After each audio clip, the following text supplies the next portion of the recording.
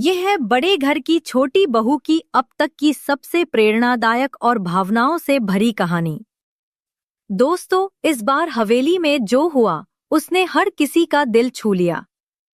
अहाना, वही लड़की जिसे कभी घर से निकालने की बातें होती थी, आज अपने कर्म और मेहनत से सबकी शान बन चुकी है। बीए की परीक्षा में उसने टॉप किया और कुछ ही समय में वह बन गई एक आईएएस ऑफिसर। यह सफलता सिर्फ उसकी नहीं, बल्कि हर उस औरत की जीत है जो समाज के ताने झेलकर भी हार नहीं मानती। इमेज जिन रिजल्ट आने वाला था, पूरे ठाकुर परिवार में सन्नाटा था।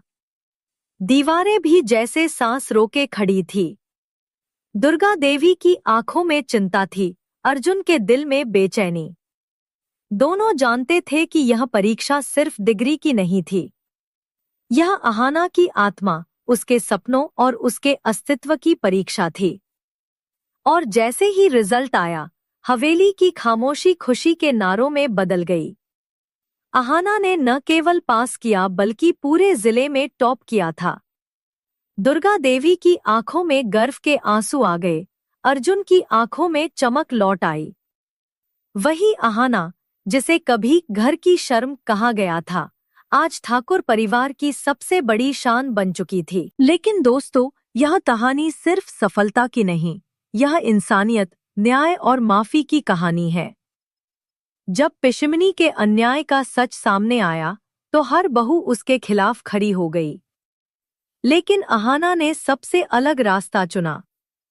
उसने कहा, मैं बदला नहीं चाहती, मैं न्याय चाहती हूँ। और उसने फैसला घर के सबसे मासूम सदस्य पोल्टू पर छोड़ दिया। सबकी निगाहें पोल्टू पर थी।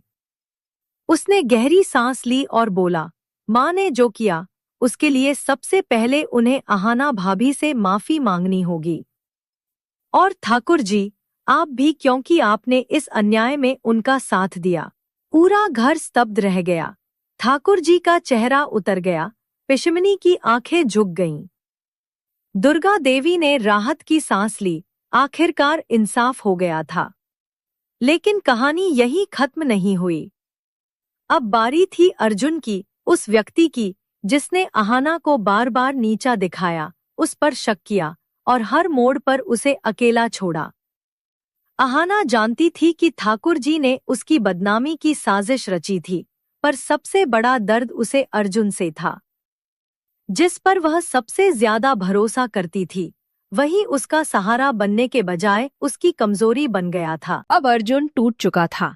वह सबके सामने आया, सिर झुकाया और कहा, अहाना, मैंने तुम्हें नहीं समझा, मैंने तुम्हें दर्द दिया।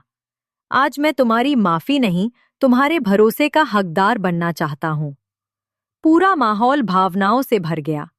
दुर्गा देवी आगे बढ़ीं, अर्जुन के कंधे पर हाथ रखा और कहा, बेटा, वही कर जो तेरे दिल को सुकून दे और तेरी बीवी के दिल को सम्मान। अर्जुन ने सबके सामने हाथ जोड़कर कहा, अहाना, मुझे माफ कर दो, मैंने तुम्हें बहुत दुख दिया है। अहाना की आंखों में आंसू थे, लेकिन उनमें अब दर्द नहीं था, सुकून था।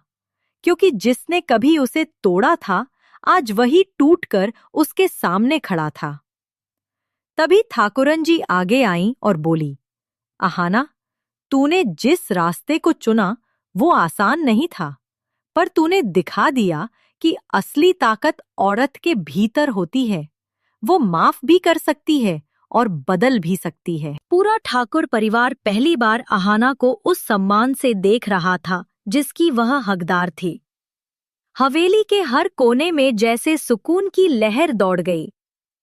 अहाना मुस्कुराई और बोली, गलती हर इंसान से होती है, लेकिन उसे सुधारने की हिम्मत हर किसी में नहीं होती। आज अर्जुन ने वो हिम्मत दिखाई है और मैं इसे अपनी जीत मानती हूँ।